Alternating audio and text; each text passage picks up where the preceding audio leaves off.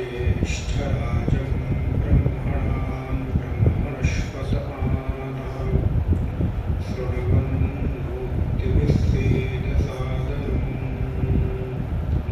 ॐ श्रीमन्महागणाधिपतये नमः। ॐ वाङ्मे मनसि प्रतिष्ठिता मनो मे वाचि प्रतिष्ठितम्। आविर्भावेर्मवेदिः वेदस्य माणिस्थः श्रुतं मे मा पुरासीः अनेन धीतेन अहोरात्रान् सन्ददामि ऋतं वदिष्यामि सत्यं वदिष्यामि तन्मामवतु तद्वक्तारमवतु अवतु माम् अवतु वक्तारम् अवतु वक्तारम्। ॐ शान्तिः शान्तिः शान्तिः।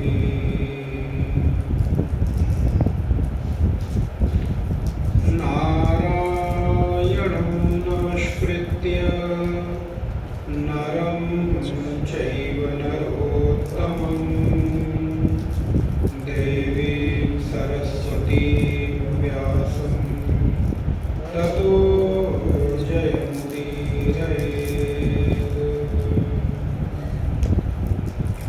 वागर्था इव सम्पृक्तौ वागर्थ प्रतिपत्तये जगतः पितरौ वन्दे पार्वती परमेश्वरौ। या देवी सर्वभूतेषु स्मृतिरूपेण संस्थिता नमस्तस्यै नमस्तस्यै नमस्तस्यै नमो नमः। सदाशिवसमारम्भां शङ्कराचार्यमध्यमाम् अस्मदाचार्यपर्यन्तां वन्दे गुरुपरम्पराम्। यैरिमे गुरुभिः पूर्वं पदवाक्यप्रमाणतः व्याख्याता सर्ववेदान्ताः तान् नित्यं प्रणतोष्म्यहम् तान् नित्यं प्रणतोष्म्यहम्। नारायण हरि ओम।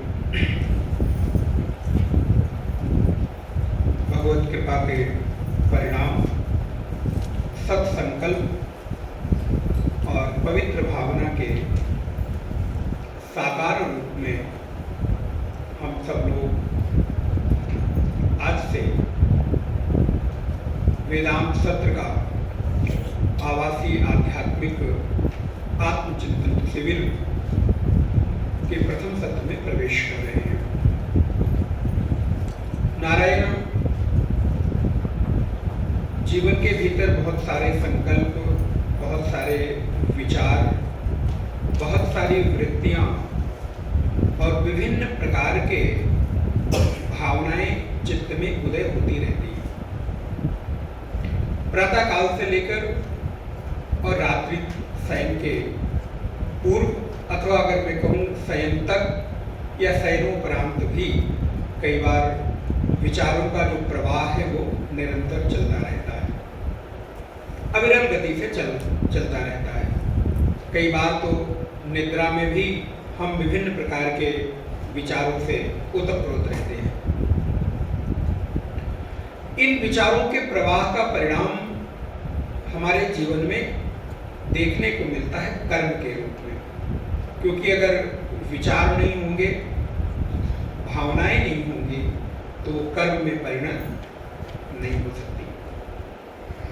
किंतु सारे विचार, सारी भावनाएं कर्म में परिणत हो जाए, आप जस्ट विचार करके देखिए कि आपकी स्थिति क्या होगी। प्रातः काल से लेकर रात्रि काल तक आपके जितने भी विचार आते हैं, जितने भी थॉट्स आपके मन में उठते हैं, अगर वो सब कर्म में परिणत होने लग जाएं, तो आपकी स्थिति क्या होगी? शायद जीवन जीना भी कठिन हो जाए। किंतु उन अविरल विचारों के बीच, उन नित्य प्रवाही विचारों के बीच कुछ ऐसे विचार, कुछ ऐसे भावनाएं, कुछ ऐसे थॉट्स होते हैं जो कर्म में परिणत हो जाते हैं। अब उस कर्म में परिणत हुए विचार हमारे सामने जब फल के रूप में प्रकट होते हैं, तो मैं सुखी अथवा दुखी होता हूं। विचार करिएगा, आपने कैसे कर्म किए हैं, शायद कर्म करते हुए आपको भान नहीं रहता। किसी किसी परिस्थिति के कारण आप कर्म कर जाते हैं और बाद में लगता है कि शायद नहीं करना चाहिए था। लेकिन वो कर्म कैसे थे, अच्छे थे, खराब थे, धर्म थे, अधर्म थे, उनका पता तब चलता है जब उन कर्मों का परिणाम, और परिणाम किस रूप में आता है? किसी व्यक्ति के रूप में परिणाम नहीं आता। कर्म का परिणाम हमेशा आपके जीवन में सुख अथवा दुख, इन दोनों के रूप में आएगा। धर्म हुआ होगा, अच्छा कर्म हुआ होगा तो नारायण सुख आएगा, अधर्म हुआ होगा, असत कर्म हुआ होगा, पाप हुआ होगा तो दुख के रूप में उसका फल हमारे सामने निकल कर आता है। हमारे जीवन के भीतर कर्मों के परिणाम सुख और दुख के रूप में निरंतर चल रहे हैं। सुख और दुख, सुख और दुख। तो अगर एक लाइन में जीवन को परिभाषित करना हो तो इस रूप में परिभाषित किया जा सकता है, सुख दुख का नाम जीवन है। कभी सुख और कभी दुख। आप विचार करके देखिए, क्या इसके इतर आपका जीवन कोई और प्रतीत होता है? नहीं होता।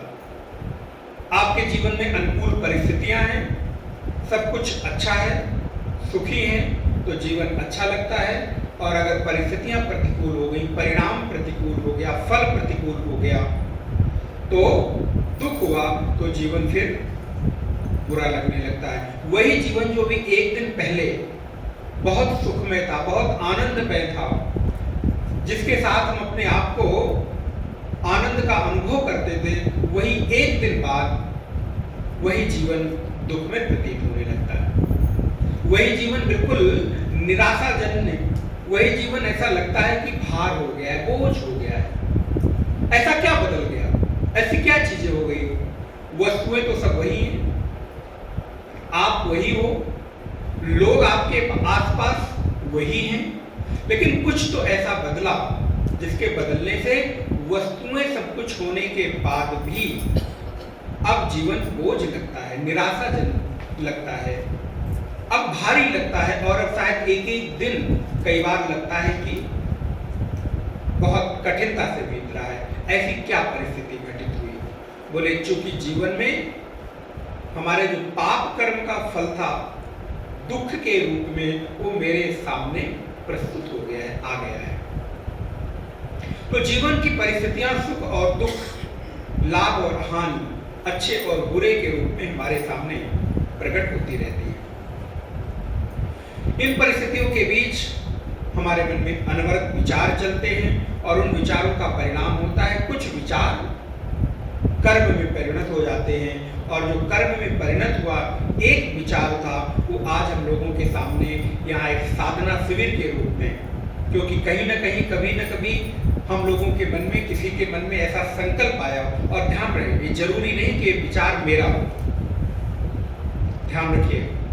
हो सकता है कि आप लोगों में कोई ऐसा साधक भी हो, कोई ऐसा जिज्ञासु हो जिसको ऐसी आवश्यकता हो, जिसको ज्ञान की पिपासा हो, ज्ञान की तृप्ति उसके जीवन में भी न हो रही हो, उसको और अधिक कुछ अध्यात्म के पथ पर आगे बढ़ना हो सकता है परमात्मा उस साधक की, उस जिज्ञासु की, उस भक्त की इच्छा को पूरी करने के लिए वो पूरी की पूरी ऐसी योजना बना देता है कि वो अकेले समर्थवान नहीं है ऐसा कर पाने में।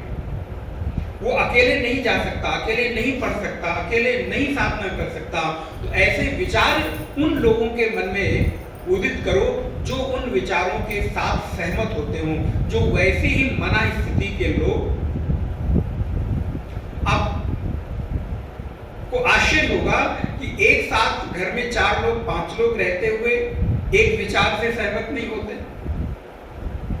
कई बार 2 4 5 लोग घर में हैं लेकिन सबकी विचारधाराएं, सबका जीवन बिल्कुल अलग अलग है, एक दिशा में, जबकि एक संस्कार में पले बढ़े हैं। लेकिन क्या ये आश्चर्य नहीं होता 100 लोग 50 लोग 40 लोग एक ही विचारधारा के, एक ही मना स्थिति के साथ, एक ही भावना के साथ और एक ही महत उद्देश्य, महत लक्ष्य के साथ एकत्रित हो जाएं और सब उसी दिशा की ओर बढ़ना चाहें? तो क्या ये हमारी योजना लगती है? क्या ये आपकी योजना लगती है? कदापि नहीं। ये एक समष्टि की योजना है कि एक साथ जब परिवार के 5 लोग एक विचार में नहीं सहमत हो पाते, लेकिन 40 लोग 50 लोग 100 लोग एक विचार में, एक भावना में, एक लक्ष्य को लेकर एकत्रित हो जाएं, तो ये व्यक्ति का संकल्प नहीं हो सकता। माध्यम परमात्मा, वो समष्टि की योजना के अंतर्गत, वो चेतना, वो परम तत्व माध्यम किसी को बना सकता है विचारों के माध्यम से। लेकिन कोई ऐसा साधक भी हो सकता है जो हमारी भी दृष्टि न जाए, आप आसपास रहते हुए भी आपको वो दृष्टि न मिले। हो सकता है कि उसकी जिज्ञासा की पूर्ति के लिए ही ये योजना निर्मित की गई हो, और हो सकता है कि उस जिज्ञासा के पथ पर, उस अध्यात्म के पथ पर आपको आगे बढ़ना हो, इसलिए मेरे मन में ये विचार आया हो। तो ये किसी एक व्यक्ति के द्वारा हो, ये निश्चित करके नहीं कहा जा सकता। इसलिए इस आध्यात्मिक कैंप में जितना योगदान अगर मेरा भी है, तो उससे अधिक योगदान सहभागी आप लोग भी हैं। तो हम लोग आज से 5 दिवस तक वेदांत के 3 ग्रंथों पर अलग अलग विचार करेंगे। और आज की जो प्रथम कक्षा है वो दृग्दृश्य विवेक के रूप में हम लोग यहाँ पर पढ़ने जा रहे हैं, विचार करने जा रहे हैं। नारायण, हमारा और आपका जीवन विचारों से आबद्ध है। उन विचारों में विवेक कितना है ये देखने की जरूरत है। सारे विचार विवेकवान हो ये जरूरी। जैसे मैंने आपको बताया कि सारे विचार कर्म में बदल जाए ये जरूरी, और बदलने भी नहीं चाहिए। इसलिए आप भी प्रयत्नशील न रहा करें। अगर कोई आपके मन में विचार आए और वो पूरा ना हो तो निराश ना हो, क्योंकि हो सकता है कि अगर वो कर्म में परिणत हो जाए तो न परिणत होने से ज्यादा दुख आपको हो, नुकसान आपको, क्योंकि आपको नहीं पता कौन से कर्म आपके लिए उचित हैं, कौन से उचित अनुचित हैं। इसलिए इस ग्रंथ में प्रवेश करें उसके पूर्व जो ग्रंथ हम पढ़ने जा रहे हैं उसके बारे में थोड़ा जानना चाहिए। ये ग्रंथ किसके द्वारा प्रणीत है वो भी जानना चाहिए, क्योंकि महत्व को जाने बिना वस्तु की जो महत्ता है वो हम नहीं जानते। तो जब हम वस्तु की कीमत चुकाते हैं तो उसके प्रति हमारे भीतर एक भाव भी आता है। तो कौन से महापुरुष ने, किस महापुरुष ने इस ग्रंथ का प्रणयन किया, लेखन किया, उसके बारे में भी थोड़ी हम लोगों को पहले विचार करना चाहिए। हमारी परंपरा में वैसे 2 मत हैं।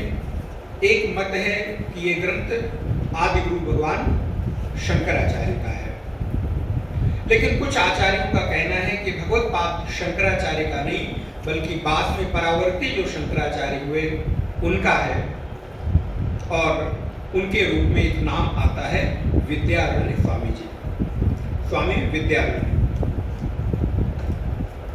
दूसरी चर्चा हम लोगों को ये जाननी चाहिए कि विद्यारण्य स्वामी का जीवन चरित्र कैसा रहा है।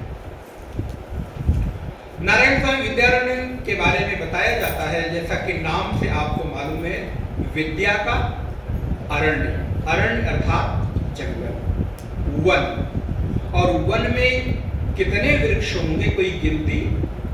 बागवानी में तो गिनती हो सकती है, आप जो बगीचा लगाते हैं वहां पेड़ गिन गिन के लगा सकते हैं, लाइन से लगा सकते हैं, प्लान करके लगा सकते हैं, अलग अलग डिजाइन में लगा सकते हैं, लेकिन वन में कोई वृक्ष प्लान करके वो मनुष्य के द्वारा निर्मित नहीं होते, वो स्वाभाविक होते हैं, प्राकृतिक होते हैं।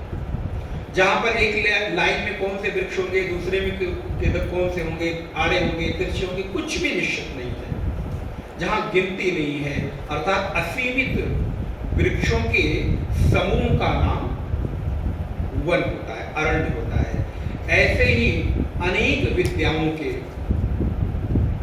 अनेक साधनाओं के जो समूह हैं, वो पूज्य स्वामी विद्यारण्य स्वामी जी हैं, जिनके द्वारा ये ग्रंथ लिखा गया। उनका एक ग्रंथ बहुत प्रचलित है जिसका नाम है पंचदशी। थोड़ा थोड़ा आप लोगों को जानना चाहिए। पंचदशी 15 अध्यायों का ग्रंथ होने के नाते उसको पंचदशी कहा गया।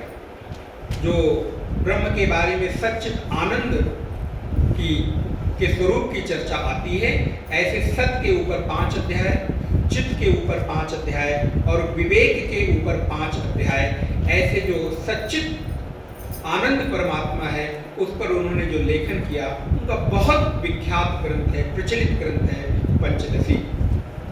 विद्यारण्य स्वामी एक दिन ब्रह्मचारी के रूप में जंगल में बैठे साधना में निरत हैं।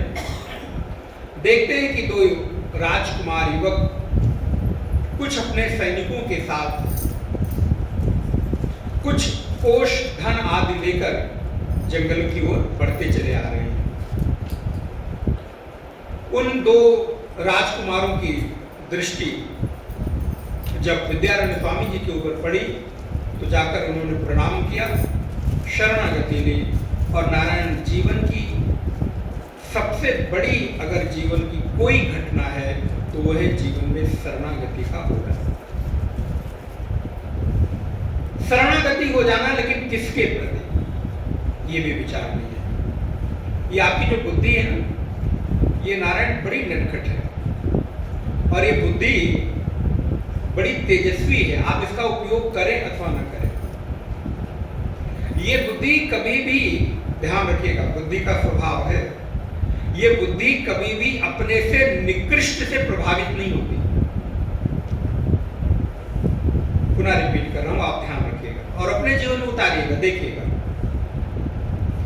बुद्धि कभी भी निकृष्ट से प्रभावित नहीं होगी। जब भी प्रभावित होगी तो अपने से उत्कृष्ट से ही प्रभावित होगी। वो उत्कृष्टता किसी की भी हो सकती है, रूप की हो सकती है, सौंदर्य की हो सकती है, धन की हो सकती है, पद की हो सकती है, प्रतिष्ठा की हो सकती है, मान सम्मान की हो सकती है, सामाजिक दायरे की हो सकती है, जमीन प्रॉपर्टी की हो सकती है, घर मकान की हो सकती है, अथवा ज्ञान की हो सकती है, विज्ञान की हो सकती है, भक्ति की हो सकती है।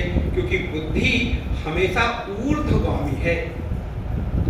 बुद्धि का ये स्वभाव है कि वो हमेशा ऊपर की ओर उठना चाहती है, ऊपर की ओर जाना चाहती है।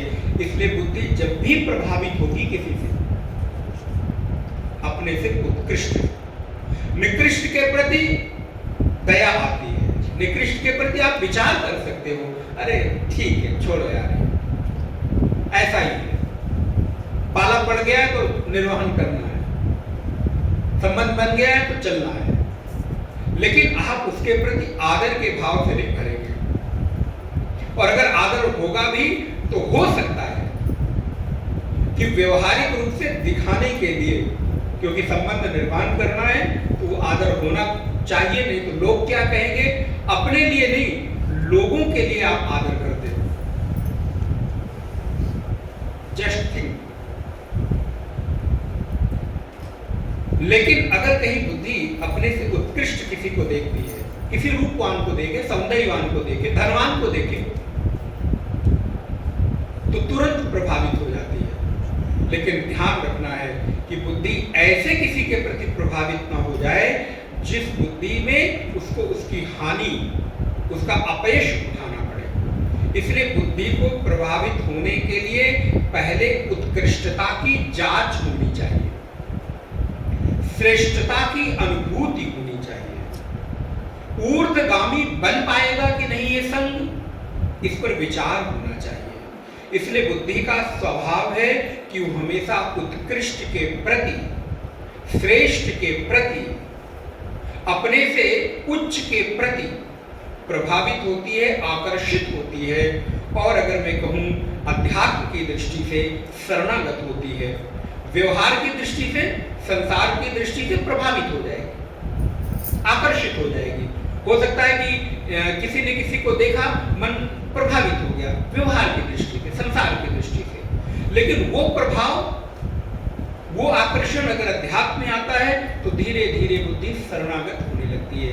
और आपने अनुभव किया होगा, देखा होगा कि ये बुद्धि अगर किसी को गुरु के रूप में, आचार्य के रूप में, संत के रूप में स्वीकार करती है तो पहले दिन वो आकर्षण नहीं होता, पहले दिन उतनी शरणागति नहीं होती, वो धीरे धीरे धीरे धीरे डीप में जाती है। लेकिन इसके ठीक विपरीत संसार का आकर्षण है। संसार का आकर्षण पहली नजर में होता है। संसार का आकर्षण पहले रूप को देखा, स्वरूप को देखा, सौंदर्य को देखा, किसी अच्छे दृश्य को देखा, नदी, झरने, पहाड़ को देखा, नदियों को देखा, प्रभावित हो गई। लेकिन इन्हीं पहाड़ों को आप जब ऋषिकेश से चले होंगे, हरिद्वार से चले, कितने सुंदर वृक्ष, कितने सुंदर नाल, झरने, कितना सुंदर पहाड़ से गिरता हुआ पानी का फव्वारा है। लेकिन 2 घंटे बाद आंख बंद करके जिन दृश्यों को देखने के लिए आप चले आ रहे थे, उत्सुक थे, अरे भाई रास्ते पर देखते आओ ना। जिस झरने को देखकर फोटो खींच रहे थे, अच्छा थोड़ा गाड़ी रोक लो, थोड़ा वीडियो बना लो, थोड़ा ये कर लो, तो रास्ते में कितने झरने मिले, सबकी बनाते चलो, सबकी खींचते चलो। बोले नहीं, घंटे 2 घंटे तो अच्छे लगे, थोड़ी देर तो अच्छे लगे, फिर ऊबर होने लगे, अच्छे नहीं लगे। आपके जीवन का ये प्रैक्टिकल है। गंगा जी अभी बहुत बहुत देखकर, पहली नजर में जब देखा, छत पर खड़े हुए, ठंडी हवा, लेकिन अगर आपको 1 महीने छोड़ दिया जाए, 2 महीने छोड़ दिया जाए, तो शायद कई दिन ऐसा बीत जाएगा कि गंगा जी की ओर नजर भी नहीं जाएगी। आप, हाँ, अगर आपके नियम में ना हो कि आपको सुबह उठ के प्रणाम करना है गंगा जी को देखकर, स्वाभाविक आप रहें, तो आपकी नजर भी नहीं जाएगी कि हाँ गंगा जी, जो कमरे में बैठकर गंगा जी का ये धारा जो बह रही है, कलकल निनाद करती हुई भगवती भागीरथी प्रवाहित हो रही है, तो लगता है कि बारिश हो रही है। हो सकता है 4 दिन बाद, 8 दिन बाद आपको पता भी न चले कि उनकी धारा अब प्रभावित नहीं हो रही है। तो संसार का जो आकर्षण है, संसार का जो आकर्षण हमारा है, प्रभावित होते हैं, वो पहली नजर में होते हैं। तो पहली नजर में जितनी तीव्रता होती है, धीरे धीरे धीरे धीरे वो तीव्रता कम होती जाती है।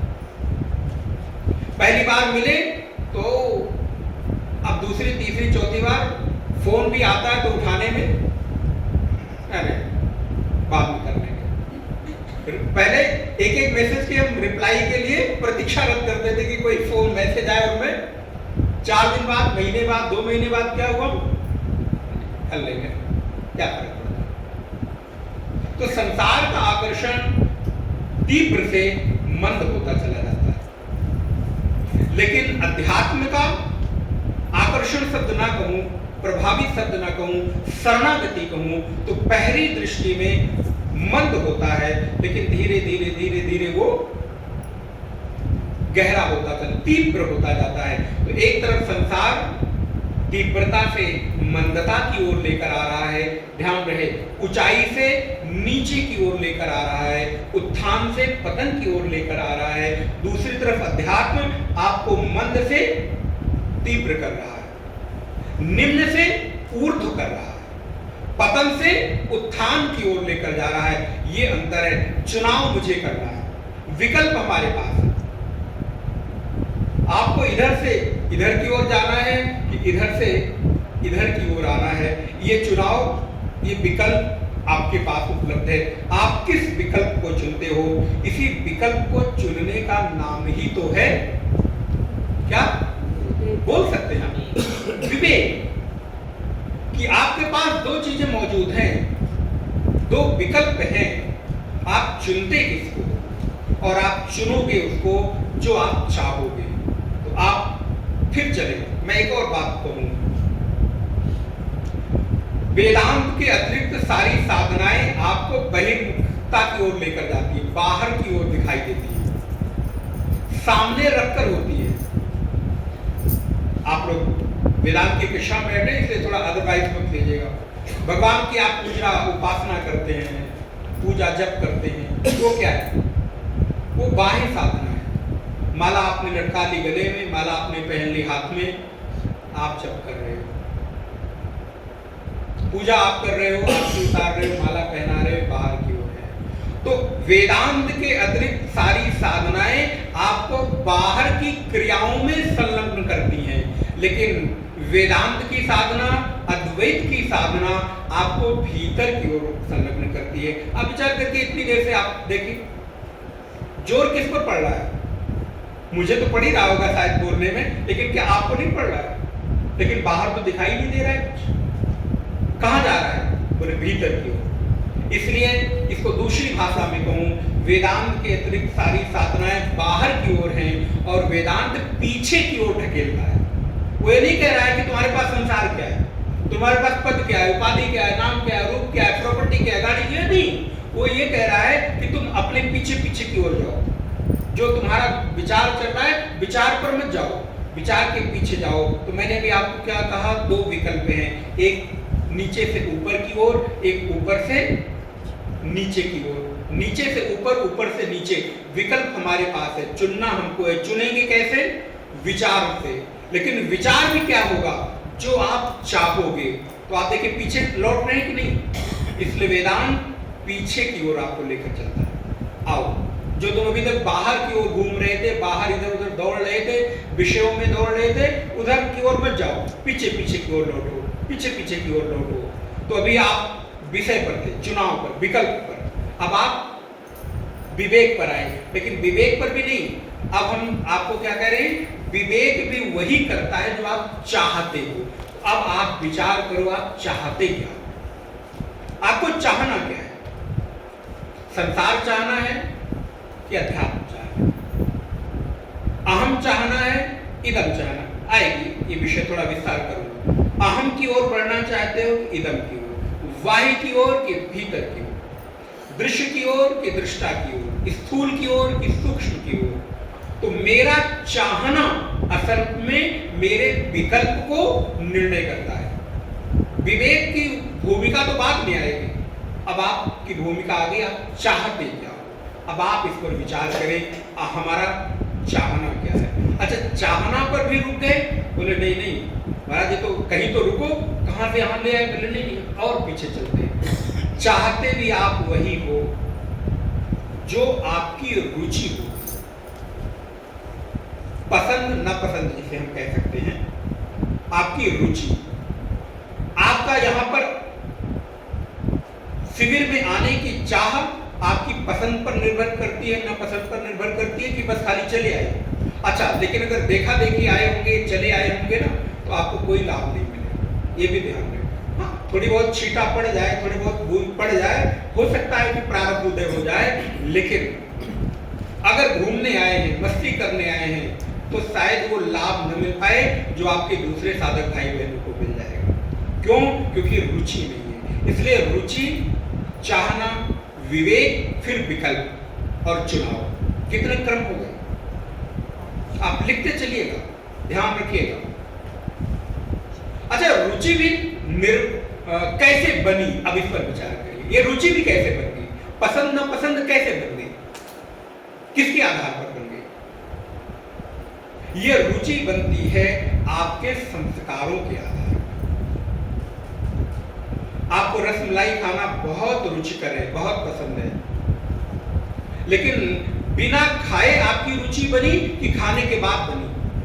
एक बार कभी आपने उसका स्वाद चखा होगा। आपको कचौड़ी खाना पसंद है, ठीक है, कभी आपने एक बार उसका स्वाद चखा होगा।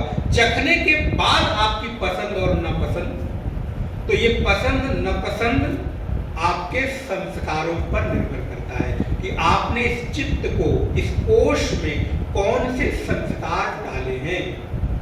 और अभी तक आप उन्हीं चीजों को खाना, उन्हीं चीजों को देखना, उन्हीं चीजों को छूना, उन्हीं चीजों को पाना चाहते हो जिसको आज से पहले कभी आपने देखा हो, सुना हो, जाना हो, अथवा उसके बारे में कहीं से भी आपको पता चला हो। संसार में बहुत सारी ऐसी चीजें हैं।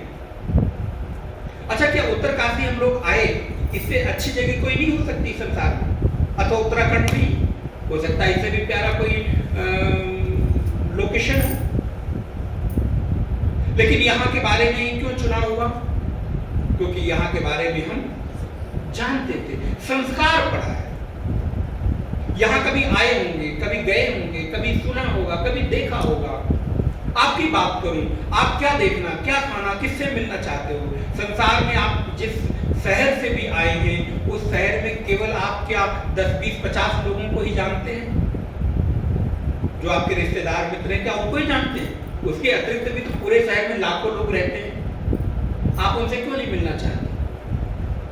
क्योंकि उनका संस्कार आपके चित्त पर,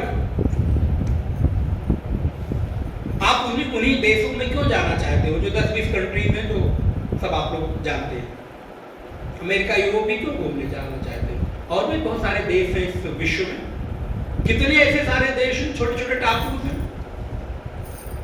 आप वहां नहीं जाना चाहते। क्यों? क्योंकि उनके बारे में आप, अच्छा, किसी मीडियम से आपने जान लिया, कोई आपका मित्र गया, कोई आपका रिश्तेदार गया, अरे सुनो, इस बार ना अगर कहीं बाहर प्लान कर रहे हो जाने के लिए, उस देश में जाना। अब जब आपके मन में उस देश का नाम आया, उसके बारे में चीजें पता चली, आपने सर्च किया, और जैसे जैसे इंफॉर्मेशन चित्त में आती गई और आपने देखा, हाँ अब तो यहाँ नहीं, प्लान कैंसिल हो गया, कहाँ जाएंगे? बोले अब कब गए? जब चित्त में उसका संस्कार आया, जब आपने उसके बारे में सुना, जाना, देखा। हर जगह गए हूं तो ही संस्कार पड़ेगा ऐसा नहीं है, देखने से भी संस्कार पड़ता है, सुनने से भी संस्कार। तो आपकी चाहना, आपकी जो रुचि है, किससे आई? संस्कार से आई। अच्छा, तो अब आप विवेक करिए कि आपको विकल्प पर ज्यादा ध्यान देना है कि संस्कार पर ज्यादा ध्यान देना है? अभी तक तो लग रहा था पहली बार विकल्प, सच में विकल्प में चुनना बड़ी बड़ी विवेक का काम, बड़ा बुद्धि का काम है। लेकिन अब असल में अगर आपको काम करना है तो किस पे करना है? और बाकी चीजें तो कितनी स्थूल हैं, आएंगी जाएंगी, उनका कोई मतलब नहीं रहेगा। बिल्डिंग को अगर आपने एक अच्छे स्ट्रक्चर पर तैयार किया है, पिलर पर तैयार किया, तो दीवारें तो जितनी मर्जी आए, जितनी बार चाहो हटाते रहो। अभी यहाँ पार्टीशन कर दो, कभी यहाँ पार्टीशन कर दो, कभी ऐसे पार्टीशन कर दो, जैसे। लेकिन आपने जो संस्कार खड़े किए उस पिलर के, अगर वो मजबूत हैं तो पार्टीशन करना, अच्छा एक बार कर दिया तो क्या टूट नहीं सकता? दोबारा टूट जाएगा, क्योंकि आपको मालूम है कि दीवार जहां से मर्जी चाहूं उठा सकता हूं। ठीक उसी प्रकार विवेक का चुनाव जीवन के किसी भी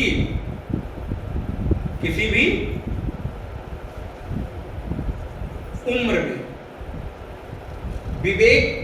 विकल्प का चुनाव जीवन में किसी भी पड़ाव पर आप कर सकते हैं।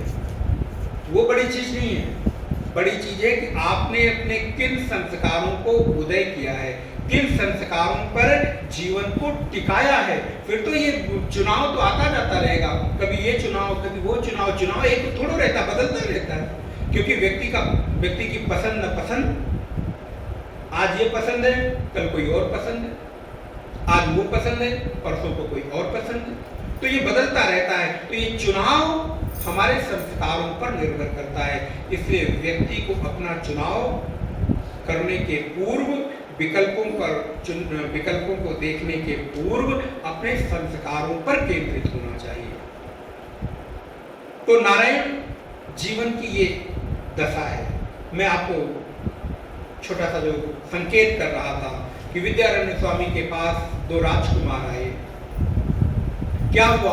बोले मैं पराजित हो गया हूं, युद्ध में शत्रु ने हमको पराजित कर दिया है, हमारे राज्य पर अधिकार कर लिया है। क्या है? बोले कोष है। और नारायण पूज्य विद्यारण्य स्वामी ने उन दोनों बालकों को आश्रय दिया, गुफा में रखा और अंदर ही अंदर उन्होंने एक योजना के तहत एक नए राज्य की स्थापना की और उसका नाम है विजयनगरम। दक्षिण में, साउथ में स्थान है। विजयनगरम राज्य की स्थापना की, उनको राजकुमार बनाया और स्वयं उस देश के प्रधानमंत्री, महामंत्री बने। और नारायण उन्होंने विभिन्न प्रकार के साधना ग्रंथों का लेखन किया, योग आयुर्वेद आदि ग्रंथों का लेखन किया।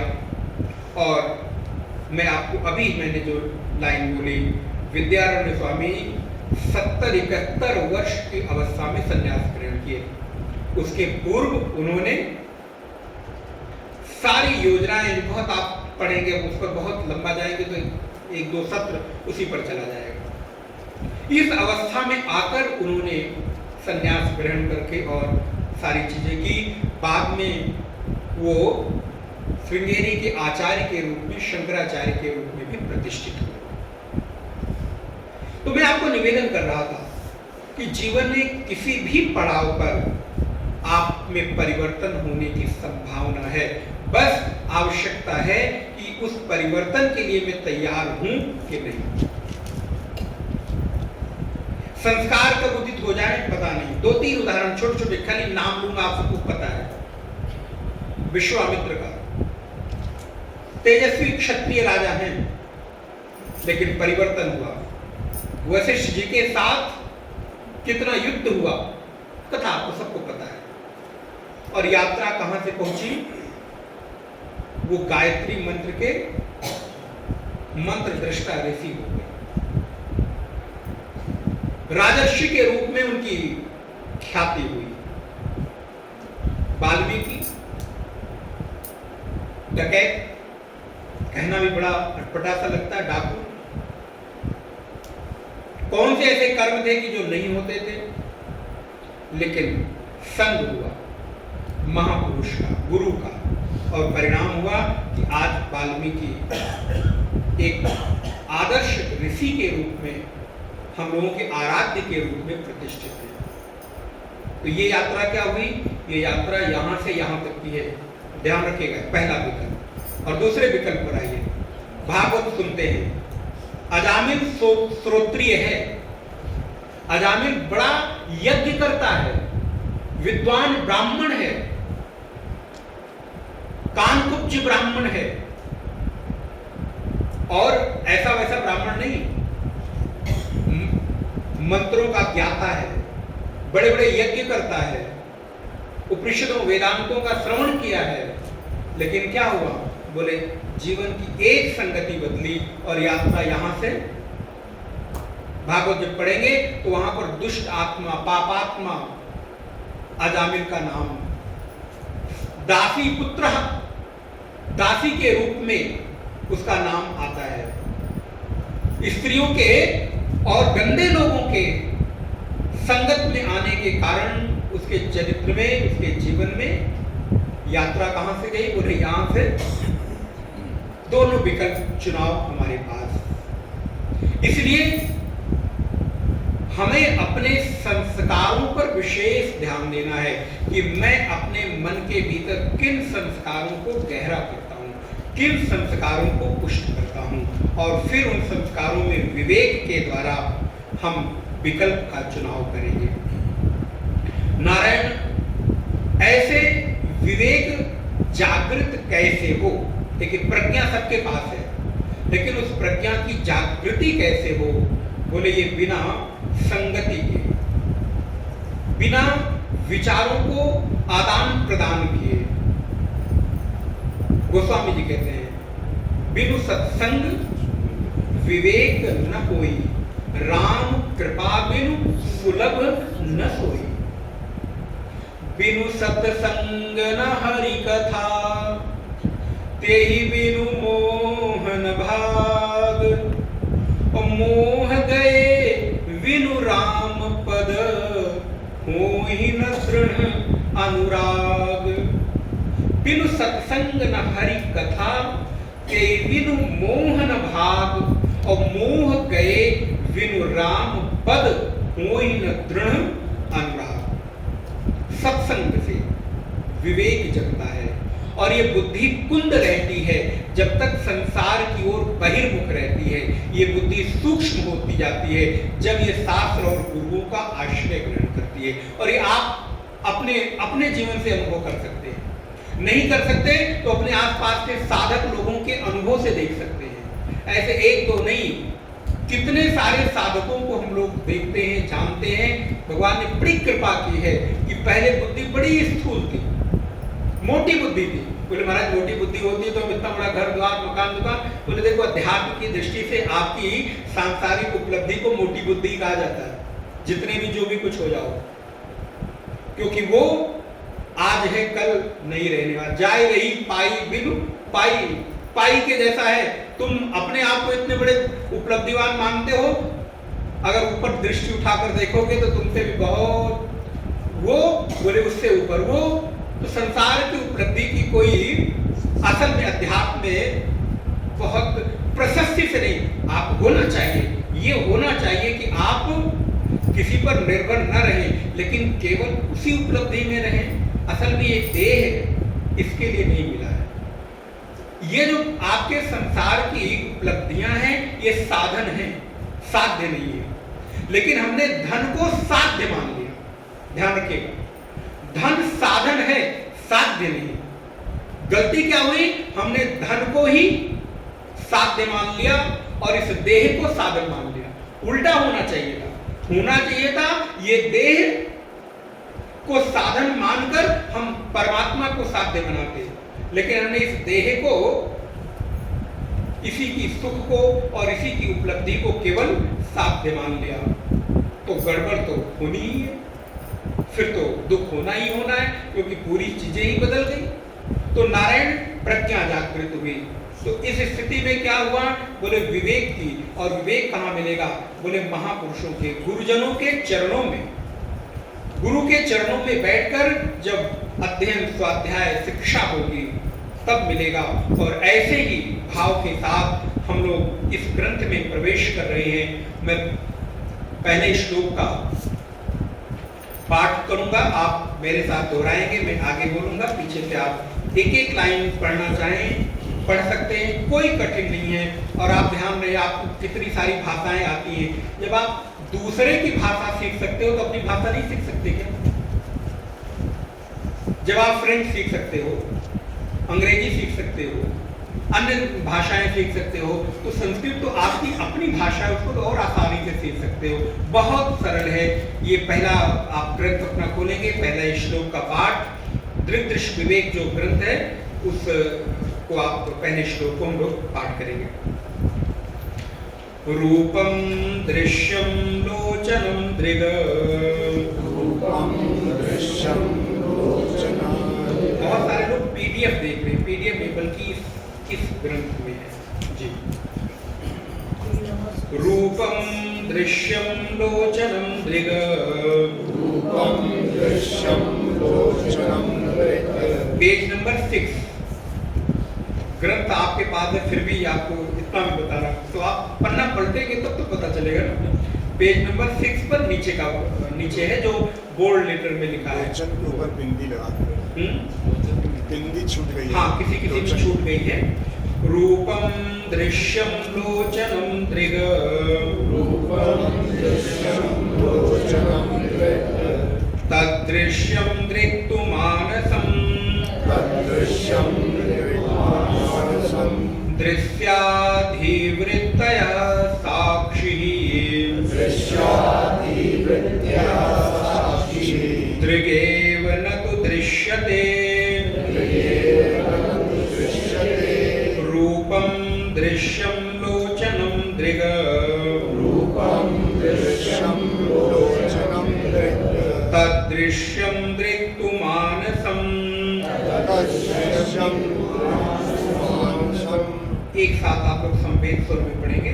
दृश्याधिवृत्तयः साक्षिः, दृश्या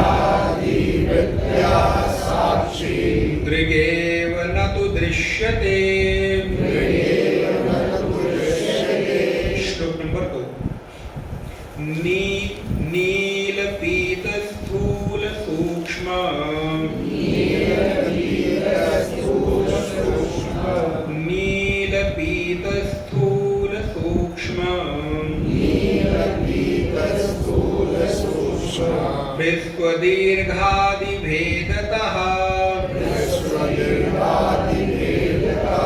ह्रस्वदीर्घादिभेदतः नानाविधानि रूपाणि नानाविधानि रूपाणि पश्येल्लोचनमेकधा पश्येल्लोचनमेकधा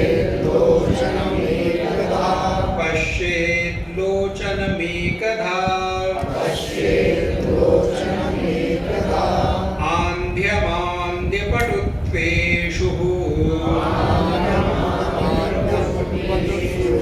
आन्ध्यमान्द्यपटुत्वेषु नेत्रधर्मेषु चैकधा नेत्रधर्मेषु चैकधा संकल्पेन मनः श्रोत्रः संकल्पेन मनः श्रोत्रः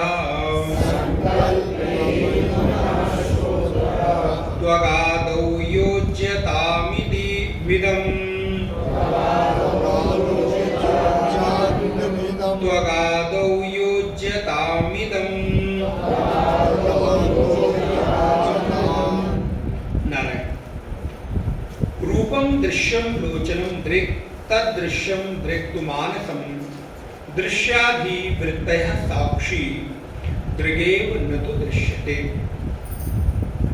रूपम माने दिखने वाला जो दृश्य है वो कैसा है?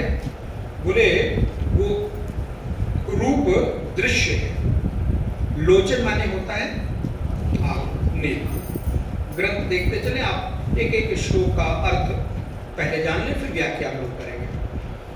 रूपम दृश्यम लोचनम दृक् तदृश्यम दृक्तु मानसम। तो जो दिखने वाला हमारा ये रूप है वो दृश्य है, और आंखें बोले ये आंखें उनको देखने वाली हैं, इसलिए ये दृष्टा हैं।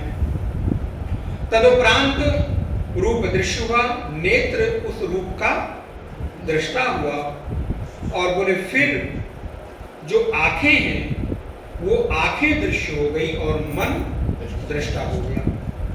तदृश्यम, तद माने ऊपर जो श्लोक पे आया, तदृश्यम अर्थात वो रूप देखने वाली आंखें दृश्य हो गई, और उन दृश्य का दृष्टा कौन हो गया?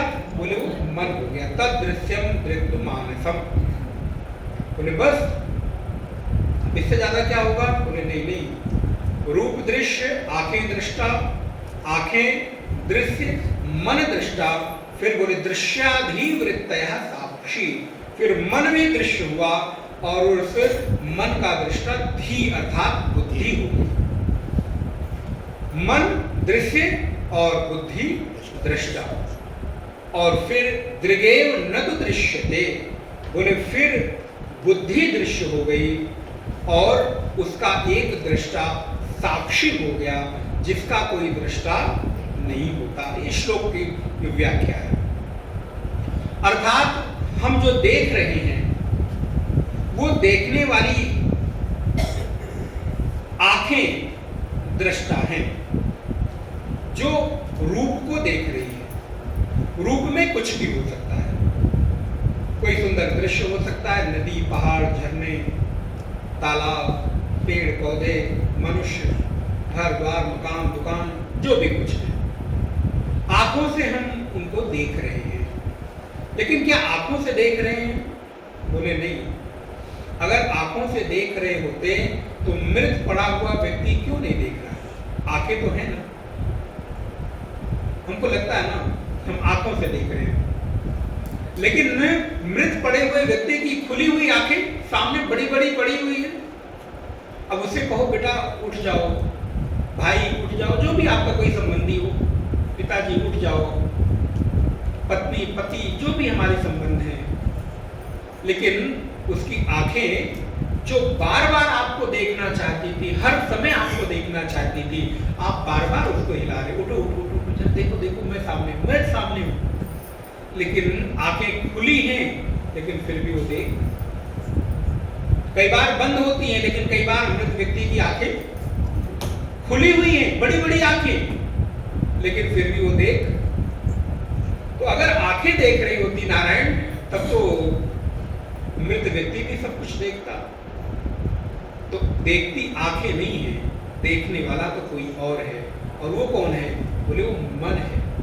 अगर मन ना हो तो कोई भी आंख कोई भी दृश्य देख नहीं सकती। अच्छा चलो आंखों से का उदाहरण छोड़ देते हैं, क्योंकि ये खाली यहाँ आंखें लिखी है तो आंखों से नहीं, ये पूरे इंद्रियों को समेट लिया गया है। अभी का उदाहरण ले लो, हो सकता है कि बहुत सारे लोग आप यहाँ बैठकर सुन रहे हो और बहुत सारे लोग घर में क्या हो रहा होगा, काम वाली आई कि नहीं आई, बच्चे स्कूल गए कि नहीं गए, सर्वेंट्स आए कि नहीं आए, क्या बना होगा क्या नहीं बना होगा, आदि आदि। तो काम तो यहाँ है, और काम का काम है सुनना। अब आंखों से तो समझ में आ रहा है, अब शब्द ध्यान रहे, शब्द दृश्य है, कर्ण रंध्र दृष्टा है, सारी इंद्रियों के साथ जोड़िए। और ये सिद्धांत है, जो दृश्य होगा वो स्थूल होगा और जो दृष्टा होगा वो सूक्ष्म। दृष्टा हमेशा अपने दृश्य से सूक्ष्म होगा, दृष्टा हमेशा अपने दृश्य से पीछे होगा। कभी भी दृष्टा आगे नहीं होगा और दृश्य पीछे होगा, कदापि ऐसा, ये सिद्धांत है कुछ। और कोई भी दृष्टा अपने दृश्य का दृष्टा नहीं हो सकता। अर्थात जो दृष्टा है वो दृष्टा ही रहेगा, जो दृश्य है वो दृश्य ही रहेगा, जो दृश्य है वो अपने दृष्टा का दृष्टा नहीं हो सकता। रूप कभी आंखों का दृष्टा, इसको ऐसे करना, रूप कभी अपने आंखों का दृष्टा नहीं हो सकता। कान दृष्टा है, शब्द दृश्य है, इसलिए शब्द कभी भी कानों का दृष्टा नहीं हो सकता, क्योंकि दृश्य हमेशा स्थूल होंगे, दृष्टा हमेशा सूक्ष्म होगा, दृश्य हमेशा आगे होगा, दृष्टा हमेशा पीछे होगा। और दृष्टा दृश्य मिलकर कभी एक चीज नहीं बन सकते, दोनों अलग अलग ही होंगे, पृथक पृथक होंगे। इसलिए रूप दृश्य है और मन आंखें दृष्टा है। लेकिन क्या हम आंखों से ही देखते हैं? बोले नहीं महाराज। कानों से ही सुनते हैं? बोले नहीं। यहां बैठे हुए भी हो सकता है कि बहुत सारी चीजें हम न सुन पाए, कान तो यही। आप बाजार में खड़े हैं, आपके सामने से, आपकी आंखों के सामने से आपका कोई प्रिय व्यक्ति गुजर गया, निकल गया। गुजर जाने का मतलब यहाँ गुजर जाना नहीं होता, कहीं कहीं गुजर जाने का मतलब कुछ और लेते हैं। आपकी आंखों के सामने से निकल गया, थोड़े देर बाद हो गया, फोन किया, भाई मैं बड़े आदमी हो गए, मैं तुम्हारे सामने से निकल रहा था, तुमने मुझे देखा भी नहीं। आप कब निकले, कहाँ निकले, सारी लोकेशन बताएगा, इस दुकान के सामने, यहाँ इतने बजे, ये वो। अच्छा मैं खड़ा था, सॉरी यार देख नहीं पाया। आंखें तो सामने थी। और हो सकता है कि अब आप आंखों पर अपने मन पर थोड़ा जोर डालो तो आपको लगे धुंधली सी कुछ याद आए, अच्छा हाँ निकला तो था, कोई तो था, अच्छा हाँ हो सकता है। फिर अभी देखिए, अभी आपका निर्णय था कि मैंने देखा नहीं, लेकिन जब उस याद दिला रहा है तो आप अपने निर्णय पर हाँ हो सकता है कि मैंने, लेकिन आंखें देखने के बाद भी देख, क्यों? क्योंकि आंखों का जो दृष्टा था वो उसके साथ। अब एक सिद्धांत और निकला, दृश्य तभी भी अपने दृश्य होने का ज्ञान कराएंगे जब उसका दृष्टा पीछे खड़ा होगा। अगर आंखों का जो रूप है, रूप जो दृश्य है, उसके पीछे जो आंखें हैं, अगर उसके वहां खड़ी ना हो तो कभी भी आप देख, इसीलिए अंधा व्यक्ति देख सकता है? नहीं देख सकता, क्योंकि उस रूप के साक्षात दृष्टा के रूप में जो आंखें हैं वो मन तो है, लेकिन मन से वो देख नहीं सकता। बताने पर कल्पना भले कर सकता, आकार की का अनुमान भले कर सकता है, लेकिन असल में उस रूप को देखने वाली जो आंखें थी वहां पर नहीं है। इस वजह से वो विषयों का आकार तो चित्त में बना सकता है, लेकिन रूप का दर्शन नहीं कर सकता। इसलिए हमेशा दृश्य के ठीक पीछे दृष्टा का होना अनिवार्य है। रूप के ठीक पीछे आंखों का होना अनिवार्य है, तभी आंखें रूप को देख सकती हैं। और आंखों के ठीक पीछे मन रूपी दृष्टा का होना अनिवार्य है, नहीं तो आंखों के सामने से लोग गुजर जाएंगे, निकल जाएंगे, लेकिन हम देख।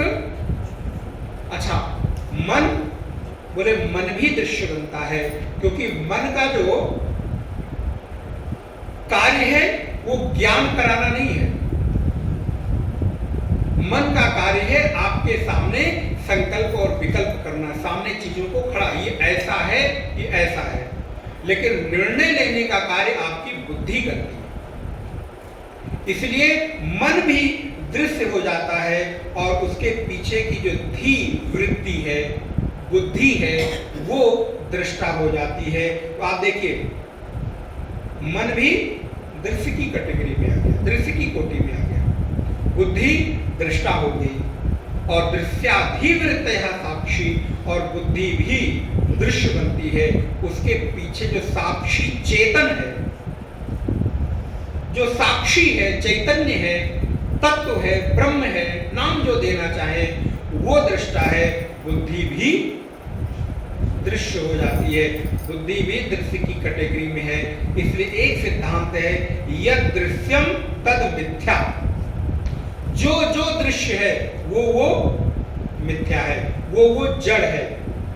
इसलिए अंतिम अगर कोई दृष्टा है तो वो कौन है? बोले वो साक्षी है। कौन सी साक्षी? किसी और की, कहीं और की? बोले नहीं, ये किसी और की साक्षी की बात नहीं हो रही है, बल्कि तुम्हारे भीतर बैठा हुआ जो साक्षी चैतन्य है उसकी बात हो रही है। अंतिम अगर कोई दृष्टा है तो वो साक्षी चैतन्य ही है, वो ब्रह्म ही है, जो दृष्टा के रूप में आपको समग्र विषयों का ज्ञान करा रहा है। इसलिए रूपम दृश्यम लोचनम दृक् तदृश्यम दृक्सुमानसम दृश्याधिवृत्तयः साक्षी दृगेव न तो दृश्यते। लेकिन उस साक्षी का, उस चेतना का भी कोई दृष्टा है। जैसे रूप, मन, बुद्धि ये सब दृश्य बनते चले गए, वैसे ही क्या वो साक्षी भी दृश्य बन जाएगा? उसका भी कोई दृष्टा है? बोले नहीं, उस दृष्टा का कोई दृष्टा नहीं है। वो अंतिम दृष्टा है जो सभी को देख रहा है। वो दृष्टा तो होने के बाद ही सारे दृष्टा दृष्टा बनते हैं, लेकिन अंतिम दृष्टा तो साक्षी ही है। इस वजह से वो साक्षी कौन है? वो बोले मेरा ही अपना स्वरूप है, जो मेरे अंतस में बैठकर सारे विषयों का हमें ज्ञान करा रहा है। कानों के माध्यम से शब्दों का ज्ञान करा रहा है, नेत्र के माध्यम से रूप का ज्ञान करा रहा है, हाथों के माध्यम से स्पर्श का ज्ञान करा रहा है, इत्यादि इत्यादि इत्यादि। तो समग्र इंद्रियों के व्यवहार के पीछे वो साक्षी चैतन्य ही है, क्योंकि अगर वो न होता तो मृत व्यक्ति के सारे ऑर्गन तो सामने हैं। मृत व्यक्ति तो मेरे सामने पड़ा है, वो क्यों नहीं खा रहा है? मुख तो नहीं गया ना, मुख तो सामने है। हम बहुत उसकी पसंद की चीज बनाकर लेकर आए, भैया खा लो, मैं तुम्हारे लिए। बोले महाराज एक चम्मच की बात करते हो, एक बूंद पानी तो जाता नहीं है, एक चम्मच खीर की बात। तो तुम्हें खीर बहुत पसंद है ना, देखो देखो मैं बना के लाया हूं, खा लो। एक बूंद पानी तो भीतर। आप देखिए कई बार ऐसा होता है, अगर हम सावधान न रहें और व्यक्ति की इस देह से विदाई हो जाए तो तुलसी दल और पानी की बूंद हम प्रतीक रूप में मुख में डालते हैं, लेकिन वो भी बह जाता है, नीचे की ओर गिर जाता है, एक बूंद जल भी मुख में नहीं जाता। तुलसी का पत्र भी ऊपर ही रह जाता है। तो मुख होते हुए भी कौन सा ऐसा तत्व है जिसके निकल जाने के बाद भी ये मुख चीजों को ग्रहण? बोले वो साक्षी है, जिसके बारे में हम लोग अगली कक्षाओं, कल की कक्षा में देखेंगे। आज प्रारंभ का दिवस था, पहला श्लोक हम लोगों ने सूक्ष्म रूप से देखा, इसको और विस्तार से अगली कक्षा में देखेंगे। ओम पूर्णमदः पूर्णमिदं पूर्णात् पूर्णमुदच्यते पूर्णस्य पूर्णमादाय पूर्णमेवावशिष्यते। ओम शांति शांति शांति। हरि